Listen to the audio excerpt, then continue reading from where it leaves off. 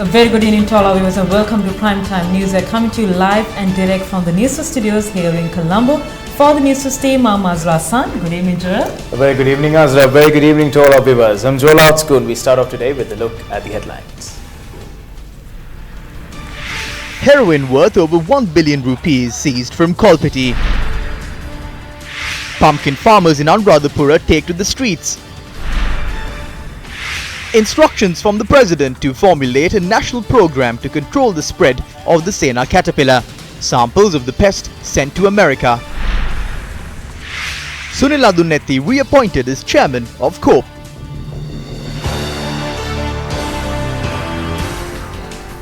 On to our lead story now. 5 suspects, including 2 Americans, were arrested for the possession of over 95 kg of heroin in Kolpiti today. According to the police, the stash of heroin was discovered in a raid jointly conducted by the Police Special Task Force and the Anti-Narcotics Bureau this afternoon. A 29-year-old American national was initially arrested while he was in possession of over a kilogram of heroin near the entrance to the supermarket in Kolpiti. The suspect was arrested along with 2 Sri Lankans aged 41 and 39 who came there to purchase the drugs.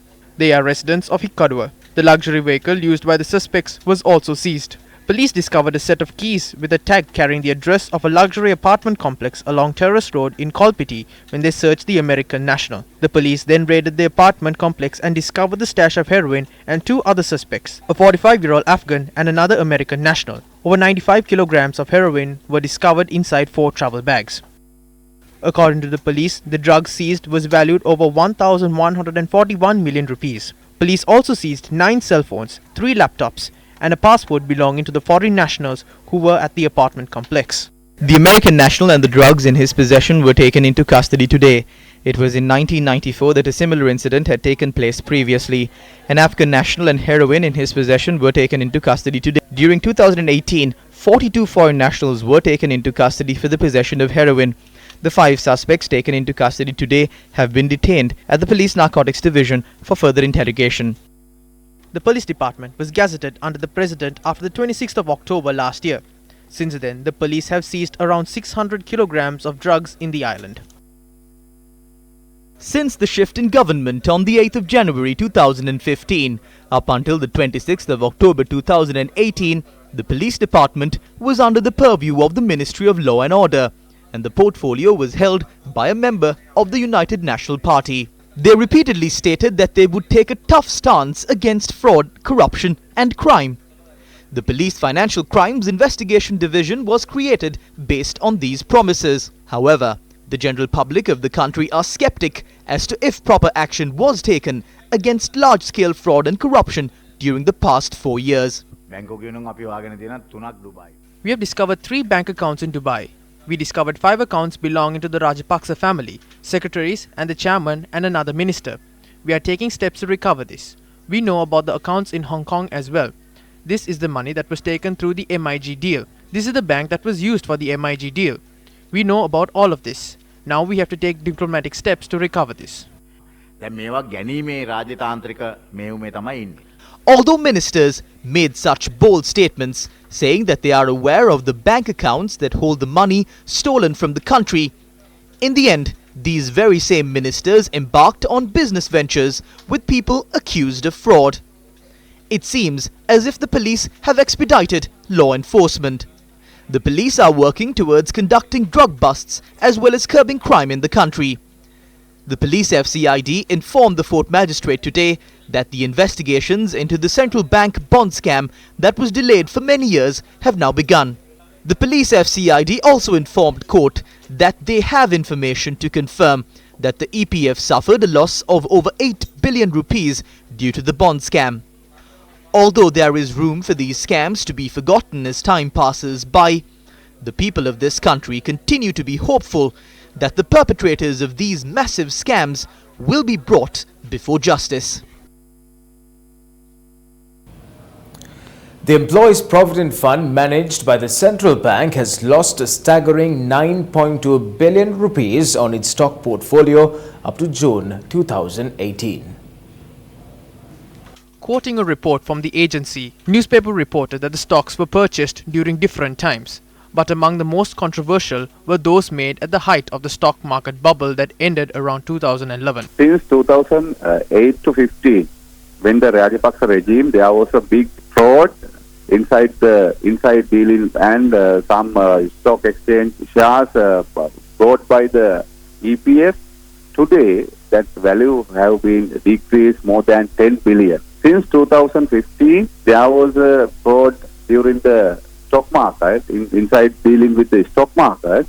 Right now, it's converted to the bonds market. Both incidents affected to the EPF.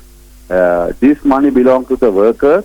They have identified more than 10 billion losses because of the investment of stock market. Now we are requesting to the central bank, authority of EPF, please, you have to take a necessary legal action to recollect this money belong to the workers. They have only this money to after their retirement.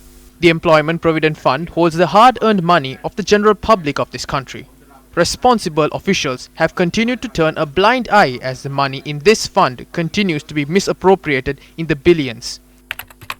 News First is on the watch. In a press release, the Central Bank of Sri Lanka stated that headline inflation, as measured by the year-on-year change in the National Consumer Price Index, decreased to 0.4% in December 2018 from 1% in November 2018. The decrease observed in year-on-year inflation in December of 2018 is driven by the decrease of prices of items in both food and non-food categories. The core inflation, which reflects the underlying inflation in the economy, remains at 3.1% in December of 2018 on a year-on-year basis. Meanwhile, annual average core inflation also remained unchanged at 2.4% in December of 2018. Meanwhile, the central bank in its weekly update on economic indicators also revealed that the government's outstanding stock on treasury bills and bonds held by foreigners decreased by 5.68% to 145,450.32 million rupees during the week ended 16 January 2019 from 154,202.18 million rupees from the previous week. Investor confidence in Sri Lankan market has been dented due to the uncontrollable corruption, much like the central bond scam that occurred in the past. As mentioned on the headlines, pumpkin farmers staged a demonstration in Nochiagama, Anuradhapura today, claiming that the government had failed to purchase their harvest as promised. Due to an unexpected increase in pumpkin harvest this season, the government launched an island-wide program recently to intervene in the purchasing of pumpkin. Accordingly, with the intention of selling their harvest, a group of farmers currently remain near the paddy store in Nochiagama.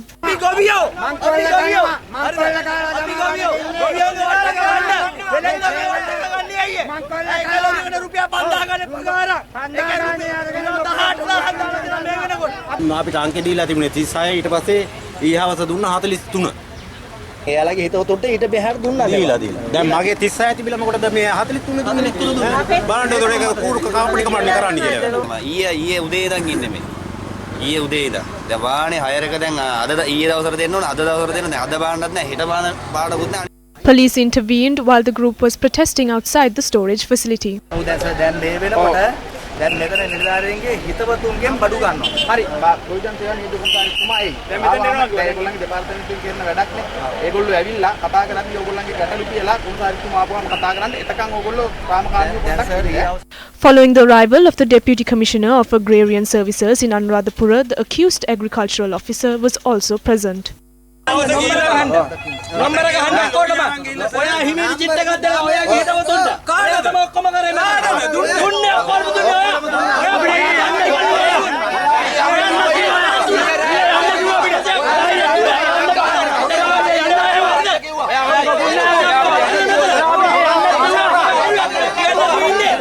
Sir මම කියන්නේ අහිංසක ඉල්ලීමක් කරන්නේ දැන් මේ පිළිවෙලට lorry තියෙනවනේ අපි කොලයක් කැලෙව්වා නම්බර්ස් දීපු අය අපි දැන් නම්බර්ස් දීපු අය ඉන්නවා ඒ ටික ගන්න ඒ කරදර කරන්න එපා ඒ මිනිස්සුන්ට සාධාරණ ඊට පස්සේ ලොරි පිළිවෙලට යන්න හරි හරි ඒ කට්ටියට දෙන්න අපි කිසි විරුද්ධතාවයක් නැහැ අපිට දවස් 5ක් ඉඳලා හරි ගියා සමන්නේ මම මෙන්න අපි යන උදව් කරන්න අපි ඔක්කොම යනවා අපි ඕවා බාලා දෙන්නත් එන්න හරි එච්චර උදව් කරන්න.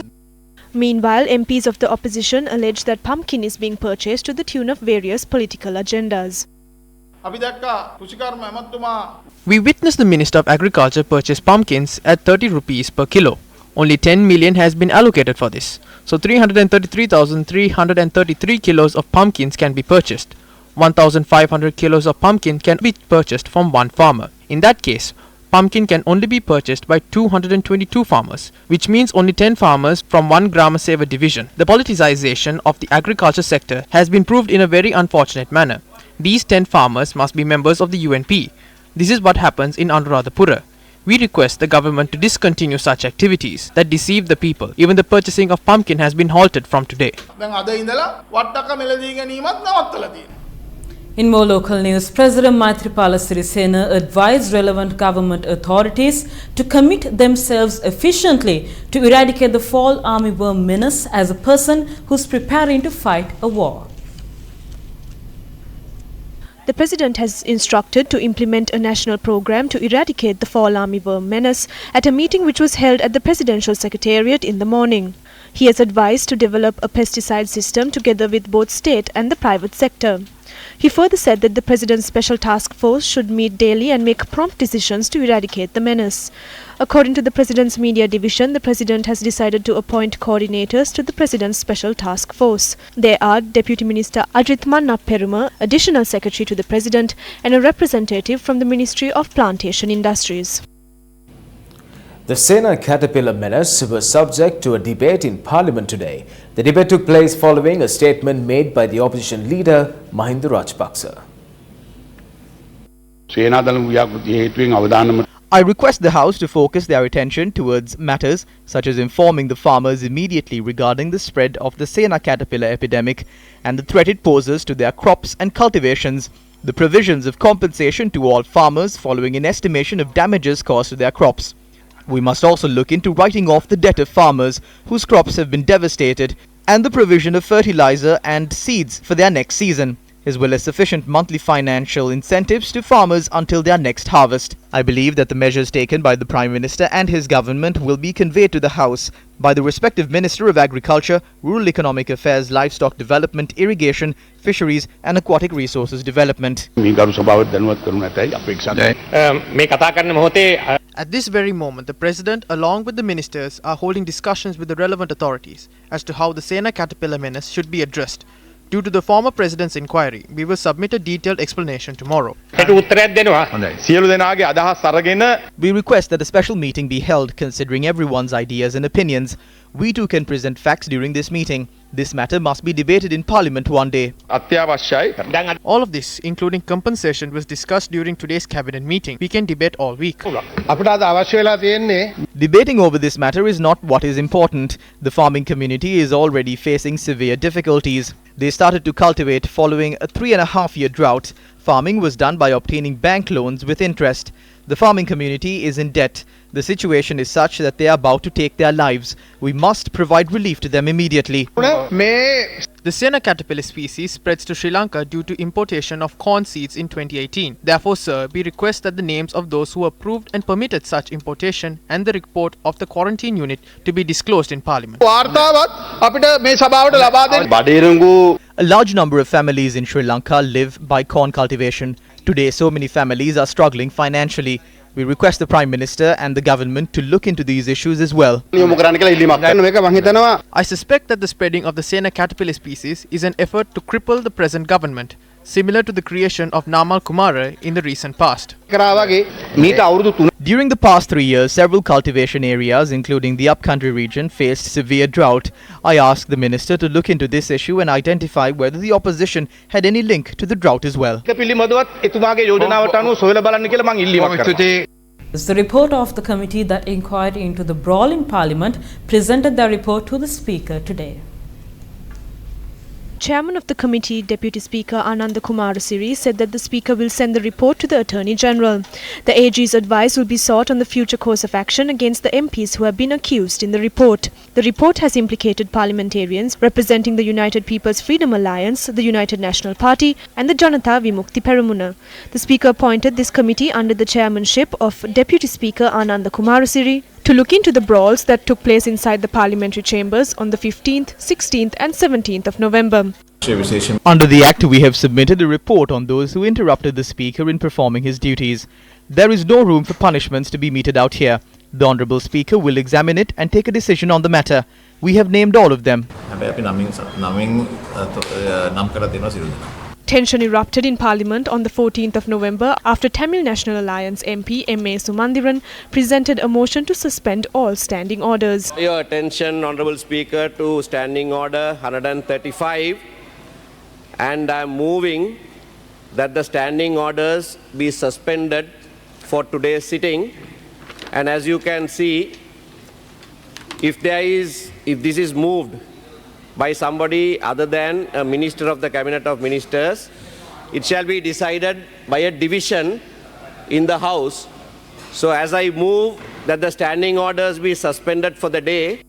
When you point a finger at somebody, they don't realize there's only one finger pointed at the other side, but there are three fingers pointed at yourself. This is exactly what has happened to the UN. It's up to the Parliament to have committees and then probe into it, and if disciplinary action has to be taken, well, it has to be taken. Why did such a brawl take place? When the Speaker of the House ignored not only the present leader of the House, we also ignored the past leader of the House, Lakshman Kiriyalla, and in an indirect way accepted Mr. Sumandiran as leader of the House.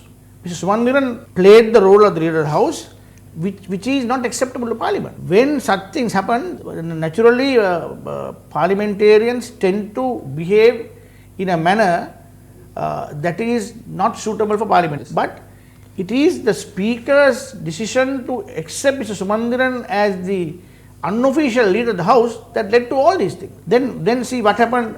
What happened after that? Mr. Sumandiran, he proposed that all the standing orders be suspended, and we have known in the history of this country there's not a single occasion where all the standing orders of the Parliament are suspended. You have to get up and say that these sections of standing orders are suspended, and then 20 members get up and accept it. But here he got up and said that all the standing orders be suspended. How can the Parliament run? Parliament run on standing orders. Here Mr. Sumandiran runs the show. I mean, if you talk about the brawl, take action against the people you want to take action, but also take action against the people who are the cause of the brawl. The UNP has a official Prime Minister called Mr. Ranil Wickremesinghe, but the unofficial Prime Minister's role is played by Mr. Sumandiran. Another incident that caught the spotlight was the manner in which TNA MP M.A. Sumandiran prevented Lakshman Kiriyalla from requesting for a vote by name to be conducted. Has information on these incidents that led to the brawl in Parliament been included in the report handed over to the Speaker today? The people are watching as to if the committee has looked into the allegations levelled against the conduct of the Speaker in Parliament at that time.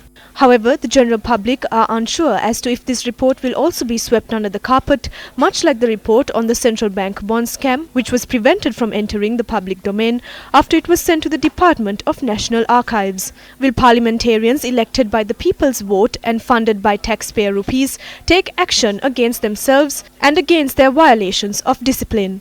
The people are watching.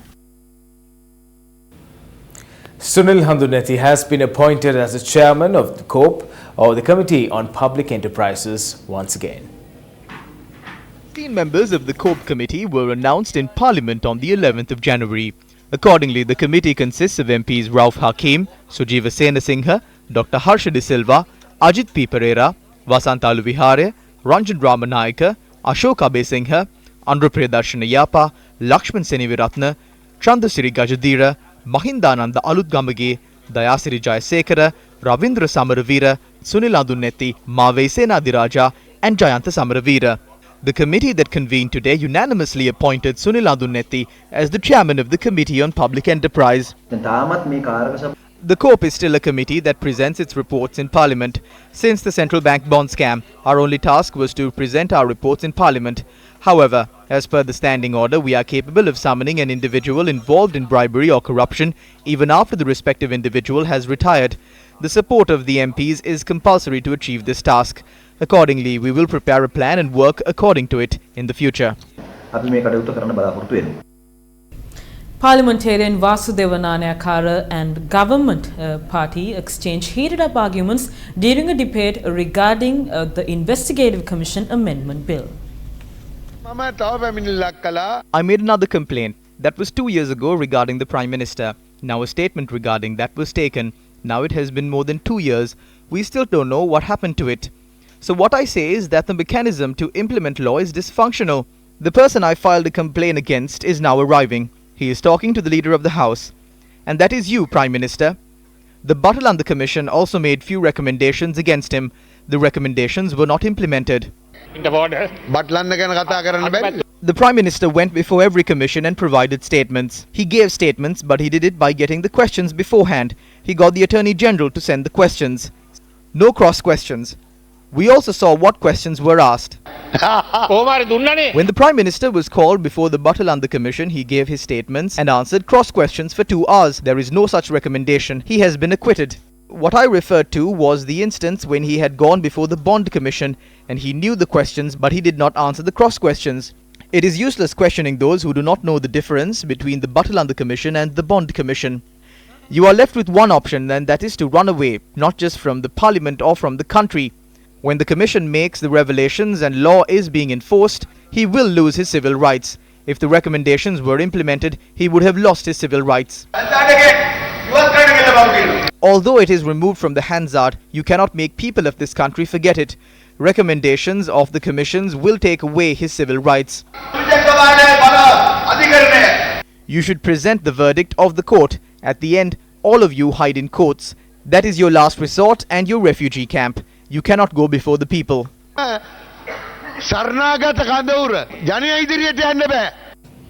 Still in news from Parliament this evening, now UPFA parliamentarian Susantha Punchinilame issued a warning in Parliament.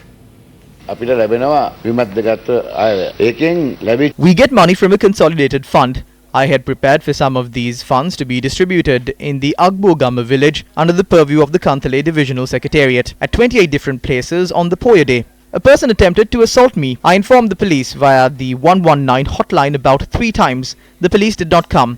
Members of the United National Party are not involved in this. Members of the Sri Lanka Freedom Party are not involved in this.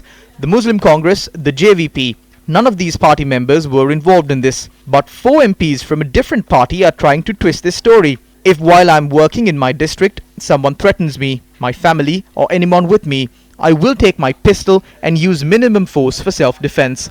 I would like to state that I will not hesitate to ensure the protection of my life as well as anyone with me. The United Left Front convened a media briefing in Colombo today. The drafting of the new constitution was discussed at the media briefing. The media briefing was attended by Dr. Jayampati Vikramaratne, a member of the Constitutional Steering Committee, and Lal Vijay Nayaka, who chaired the committee appointed to gather the public opinion on the constitution. The duo discussed on a meeting planned to be held after the media briefing.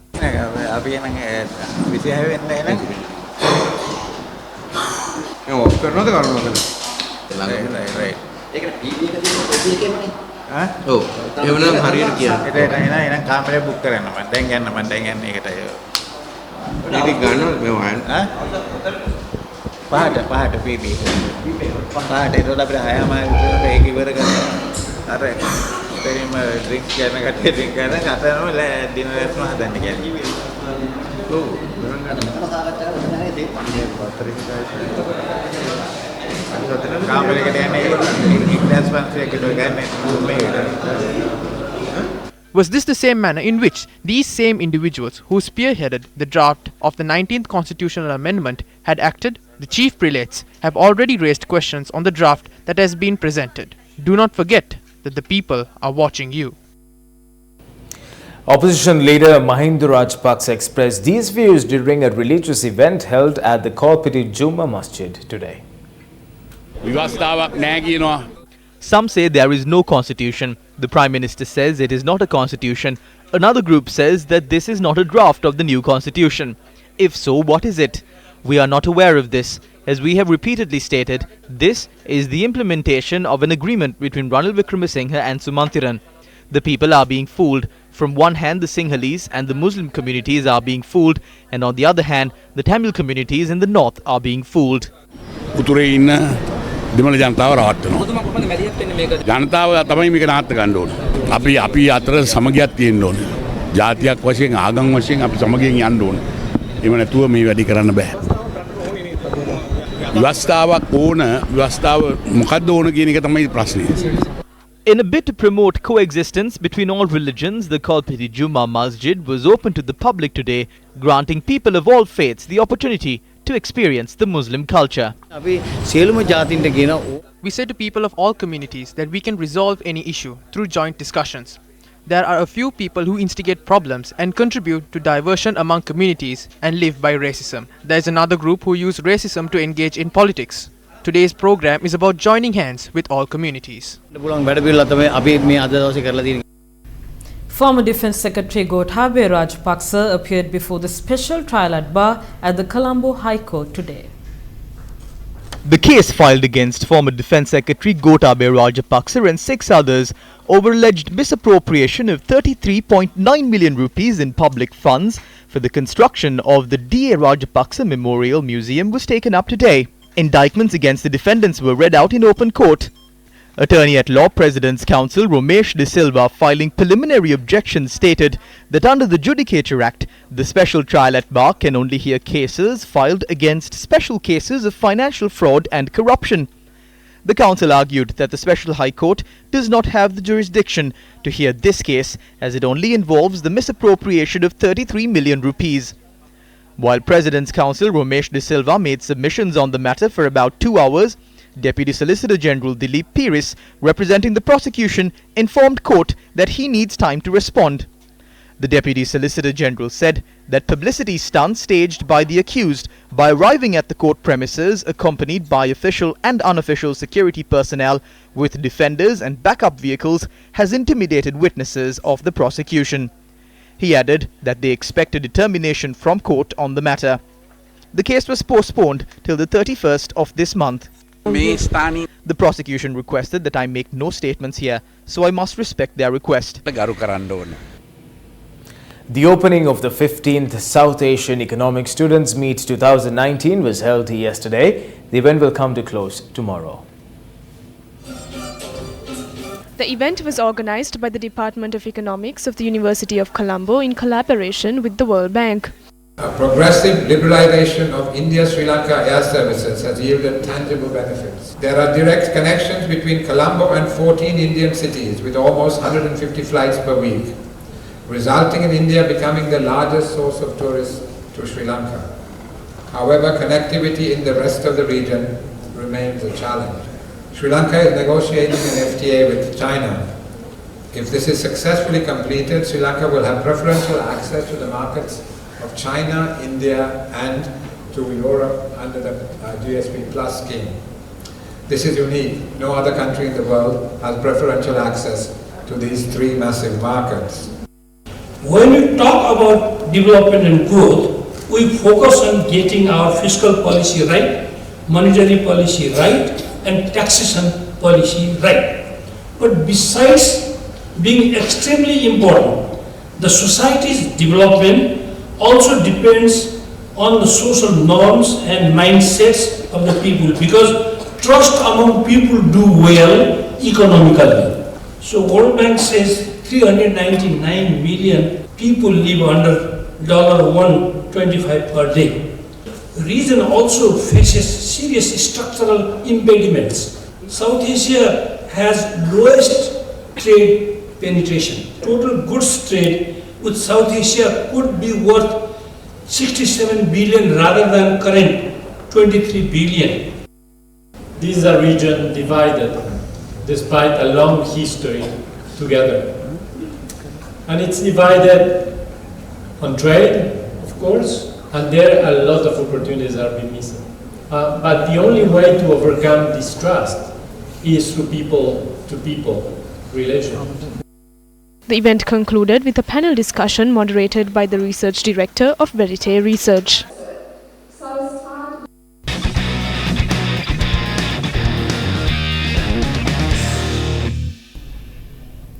The promotional activities of the Sports First Alliance 2018 Platinum Awards, organized to recognize the sportsmen and women in the country, was held at the Wembody Girls High School in Jaffna today. The Sports First team obtained blessings from the Nallur Kovil before starting the day's proceedings. High-ranking officials of the government, officials of Alliance and the Capital Maharaja organization welcomed the guests for the event with a performance conducted by the musical band of the Wembody Girls High School. School sportsmen and women in the area joined the promotional activities of the 2018 Platinum Awards. We love you all, and that is why we are here in Jaffna to award the talented sportsmen and women here. We appreciate the support given by the Wembody Girls High School. Baseball, rugby and football was introduced to schools in the area in line with the promotional activities. Weightlifter Vijay Bhaskara Ashika of the Sundikuli Ladies College was awarded the Gold Platinum Award for the most talented sportswoman in the Jaffna district. The Alliance Platinum Awards Torch of Hope reached Point Pedro today. Well, on that note, we wrap this edition of Primetime News. Thank you very much for stopping by. More news follows on our website, that is www.newsfirst.lk. For the news team, I'm Joel Outscore. And I'm Azra San. Take care. Good night.